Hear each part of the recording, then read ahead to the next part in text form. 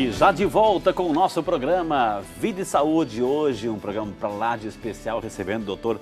Roberto Teixeira, especialista em cirurgia do aparelho digestivo, diretor do Instituto do Fígado de Campinas e também cirurgião e endoscopista. Aceitou o nosso convite hoje para falar tudo sobre doenças estomacais. Doutor, eu terminei o bloco passado, a gente estava lá de pezinho respondendo as perguntas, mas também tinha mais uma aqui, pergunta: mau hálito tem algo relacionado com doenças do estômago, doutor? A famosa halitose? Então, vamos entender o seguinte. Mau hálito, halitose, como eu disse sobre o refluxo, todo mundo pode ter de vez em quando, em algum dia, em algum momento. Faz parte do que é normal. Então, por exemplo, um dia que a gente esquece de beber água, um dia em que a gente acorda rapidamente e não consegue escovar o dente adequadamente, o pessoal que sai e bebe muito, e aí o álcool ele tem um efeito diurético, a gente acaba urinando bastante, se desidrata, vai passar a noite toda com a boca muito seca e vai acordar com mau hálito.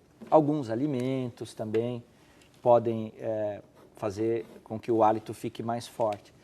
Mas isso tem que ser diferenciado da halitose crônica ou da halitose que socialmente compromete a vida e a qualidade de vida do paciente. O relacionamento, enfim. Ou dos que convivem com o paciente. Porque uma coisa interessante é o seguinte: as pessoas que têm mau hálito, halitose séria, de verdade, elas têm um mecanismo que chama fadiga olfatória, onde o nariz da pessoa, ele já não sente mais o mau hálito. Já se acostumou.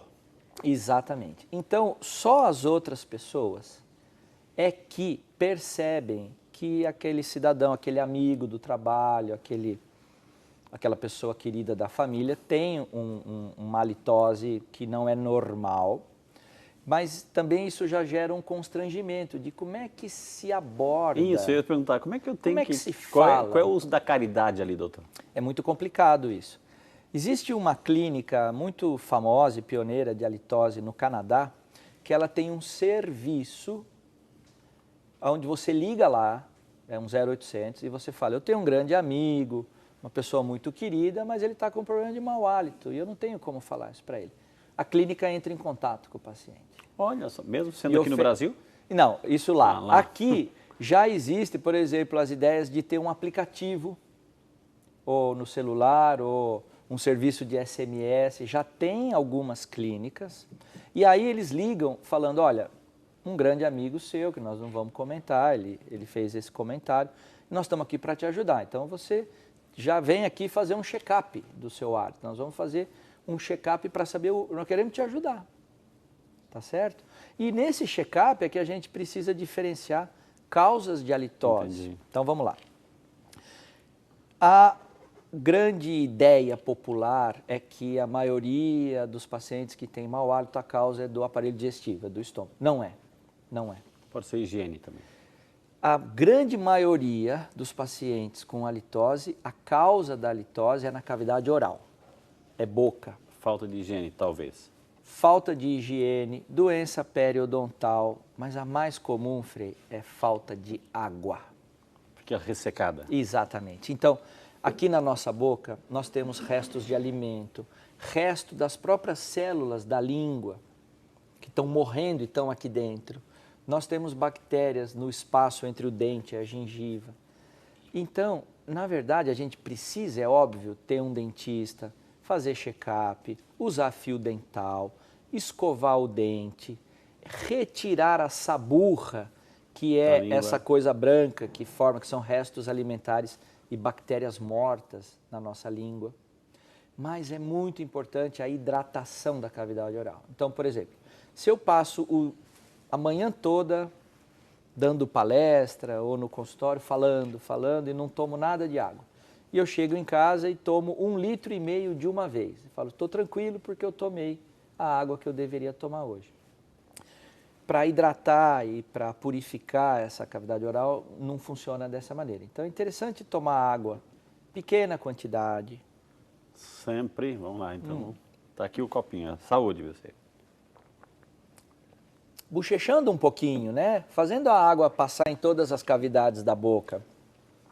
E aí eu engulo esse golinho que vai cair no meu estômago, que tem muito ácido clorídrico, que vai matar todas essas bactérias que a gente engoliu, porque elas não sobrevivem no ácido.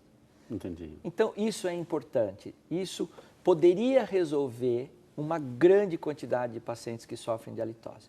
Lógico, uma reorientação alimentar. Então, evitar condimentos, muito alho, muita cebola, linguiça, queijo amarelo, coisas muito quentes que queimam a língua e fazem ela descamar bastante, né? Ficar chupando drops e bala o dia todo, mascando chiclete, isso não é bom. Então, essa história, estou com mau hálito, vou chupar uma bala, não.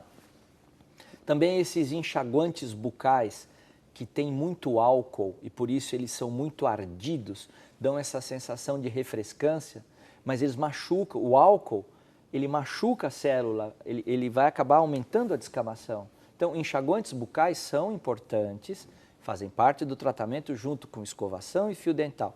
Mas nós recomendamos enxaguantes bucais sem álcool. Entendi. Sem álcool.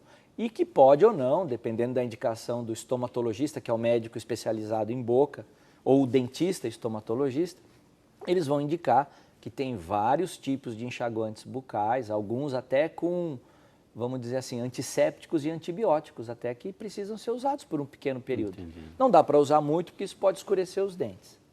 Mas aí nós vamos para as causas mais raras. Então é óbvio, um paciente que tem um tumor ou um abscesso, uma amidalite caseosa, essa é uma doença interessante. Nós temos a amidalite aguda, que é aquela que dói o pescoço, a gente tosse muito, tem pontinhos de pus e toma antibiótico. Mas existe uma amidalite crônica. A amígdala é a campainha ali, as glândulas, né, do sistema linfático que estão ali no fundo da garganta, ali do lado da campainha, nós temos as duas amígdalas, que antigamente se retirava muito das crianças, fazia a amidalectomia, a operação de garganta. Hoje a indicação é mais restrita. Essas amígdalas, elas são como se fossem umas azeitonas, mas elas não são lisinhas. É como se fosse uma uva passa. Ou seja, ela tem reentrâncias, ela tem cavidades. E ali pode juntar uma substância chamada caseo, que nada mais é do que resto de comida, resto de bactéria. Então, aquela história que de vez em quando a gente parece que tem alguma coisa na garganta e vai escovar o dente, acaba cuspindo uma bolinha amarela que tem um cheiro horroroso. Aquilo é cáseo. Então, os pacientes portadores de amidalite crônica caseosa podem ter uma halitose de difícil controle. Tá ali a putrefação, né, doutor? Então, aí o otorrino, ele vai examinar, às vezes ele vai dar uma anestesia com um sprayzinho e vai com um estilete, retira essas bolinhas de cásio. Às vezes eles nos orientam a usar um enxaguante, fazer um gargarejo. E, por exemplo, tecnologia nova, usado aqui nas universidades, uma tese na Unicamp que foi defendida há pouco tempo atrás, de uso do raio laser na amígdala, fazendo com que ela diminua o tamanho, melhora muito porque faz com que essas depressões fiquem mais rasas. Entendi. E acumule menos cásio, dando uma melhora importante. Então, existe tecnologia para isso. E, por último, síndromes muito raras, onde o paciente nasce com uma falta de uma enzima no fígado, chama trimetilamina, chamada trimetilaminúria, aonde esse paciente ele não consegue fazer o metabolismo de uma molécula no fígado, e aí todas as secreções dele têm um cheiro muito forte. Então, Entendi. a urina tem um cheiro muito forte, o hálito tem um cheiro muito forte, o suor tem um cheiro muito forte. Esses pacientes são de difícil controle, mas isso é raríssimo. Entendi. Estou só dando uma visão geral da halitose. Foi muito bom, foi muito ilustrativo. E o arrotar, doutor, ou seja, às vezes alguns voluntariamente, mas às vezes tem muitas pessoas que fazem isso, o processo até involuntário. O que é isso? Então, vamos voltar aqui um pouquinho no início do nosso diagrama, né? Quando o alimento cai aqui no estômago e vai sofrer um processo de digestão, ele pode ter sido deglutido junto com o ar, é o mais comum. Então, aquela história. Eu estou comendo muito rapidamente, falando no celular, com muita pressa. O que acontece? Junto com o alimento, eu engulo ar. Isso vai acumular aqui no estômago e esse ar tem uma tendência a passar na válvula aqui, e ele fica forçando a É o válvula. efeito da água com gás, o refrigerante, etc. também? Exatamente, exatamente. Agora, quando a gente come uma coisa que fermenta, quando a gente toma um refrigerante, uma água com gás ou alguma coisa que produz gás, esse gás ele vai forçar a válvula até que passe pelo esôfago e saia pela boca. Isso se chama eructação. E o nome popular disso é o arroto. Entendi. O problema é que quando acontece isso, alguns pacientes sentem uma melhora naquele momento, sentem um alívio e vão acabar estimulando ou fazendo isso até voluntariamente, né? Isso não é bom, porque de qualquer maneira, quando esse gás está passando aqui, ele está forçando essa válvula e a gente deveria deixar essa válvula quietinha. A gente devia comer menos, Entendi. engolir menos ar durante a refeição, evitar bebidas gaseificadas para justamente, essa é a válvula do refluxo. Vamos deixá-la funcionar direitinho. Doutor, eu tenho que fazer essa pergunta porque tem muita gente que se identifica com essa pergunta aqui. E quando surge uma complicação maior, doutor? Ou seja, quando vem de repente algo mais sério, um câncer que é necessário retirar parte do estômago ou até mesmo o estômago inteiro, como é que fica o processo aí, doutor? Perfeito. Infelizmente, em alguns casos, nós podemos ver aqui, ó, tumores, cânceres, as neoplasias podem acometer o esôfago, podem acometer o estômago, podem acometer essa região do duodeno, onde chega o canal da bile do pâncreas, que chama papila duodenal. E nós somos obrigados, o intestino grosso, o pâncreas, nós como cirurgiões somos obrigados a fazer cirurgias grandes de retirada de partes importantes do aparelho digestivo. E nós vamos precisar adaptar uma outra região do aparelho digestivo, já que ele é formado por tubos, para que o alimento consiga fazer o seu caminho natural. Então, por exemplo, é possível fazer uma retirada do estômago? É. Como é que chama essa cirurgia? Gastrectomia, que pode ser parcial, tirar uma parte, ou total.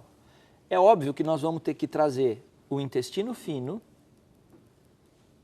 fazendo uma emenda, uma anastomose, entre, por exemplo, numa gastrectomia total, entre o esôfago e o restante do aparelho digestivo, para que a comida possa continuar o seu trajeto. Então, é possível viver sem o estômago? É. Mas não vai ter o suco gástrico, não vai ter mais... O organismo ele é tão brilhante que ele gera adaptações.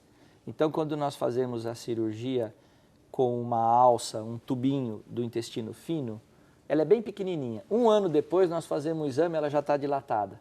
Ela já está entendendo que ela precisa ter uma função de reservatório como era o estômago. Olha só. Então, existem adaptações. Por exemplo, adaptações interessantes. Quando é necessário a retirada do esôfago, que é o tubo que leva a comida desde essa região aqui do faringe até o estômago, ele tem que ser substituído. Então, o que a gente pode fazer? Nós fazemos isso na prática clínica mesmo.